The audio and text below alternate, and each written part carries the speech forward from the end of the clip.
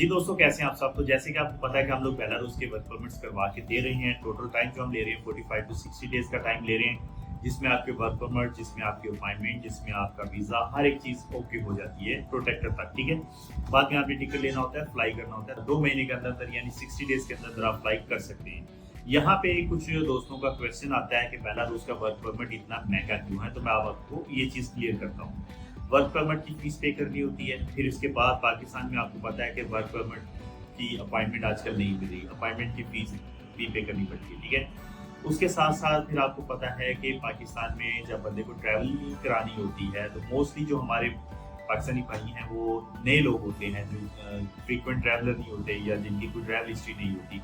तो उनको पाकिस्तान से बाहर जाने के लिए भी प्रोटेक्टर के लिए और बहुत सारी चीज़ों के लिए जो एक्स्ट्रा हमें सर्विसेज प्रोवाइड करनी पड़ती हैं, जिसमें उनका प्रोटेक्टर हो सकता है, जिसमें उनका एयरपोर्ट क्लियरेंस कह सकते हो, टिकट कह सकते हो, या जिसमें उनकी इंटरव्यू की तैयारी करवानी होती है, या जिसमें उनकी इंटरव्यू की डेट जो होती है वो जल्दी लेनी होती है। तो इसकी वजह से ये सारी फीसेस जो हैं मिलाते हैं तो आपकी जो फीस होती है वो बढ़ जाती है। ठीक है, और ये जेन्युइन वर्क के साथ होते हैं। काफ़ी दोस्त कहते हैं कि यार फलानी कंपनी जो है वो बहुत कम प्राइस में भी दे रहे हैं। तो दोस्तों, हम आपको जो दे रहे हैं वो जेन्युइन कंपनीज होती हैं। कंपनी आगे से एक्टिव होती है, उनका जो स्टाफ होता है वो आपको एयरपोर्ट पर रिसीव करेंगे। प्रॉपर जॉब जो आपको बोली जा रही है वही जॉब्स होंगी, जो सैलरीज बोली जा रही है वही सैलरीज भी होंगी। ठीक है, तो जो लोग कम प्राइस में दे रहे हैं, मैं उनकी बात ये कह सकता हूँ कि यार आपने अगर लेना है वहाँ से परमिट तो ले लो, लेकिन क्या वो आपको वो जॉब्स प्रोवाइड कर रहे हैं, जो सैलरीज हैं वही दे रहे हैं?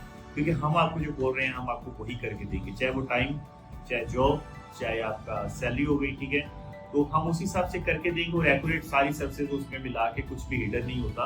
वो सारी फीसेज हम आपको बता देते हैं। इसीलिए आपको जो वर्क परमिट की फीस या वीज़ा की फीस थोड़ी सी ज़्यादा लगती है।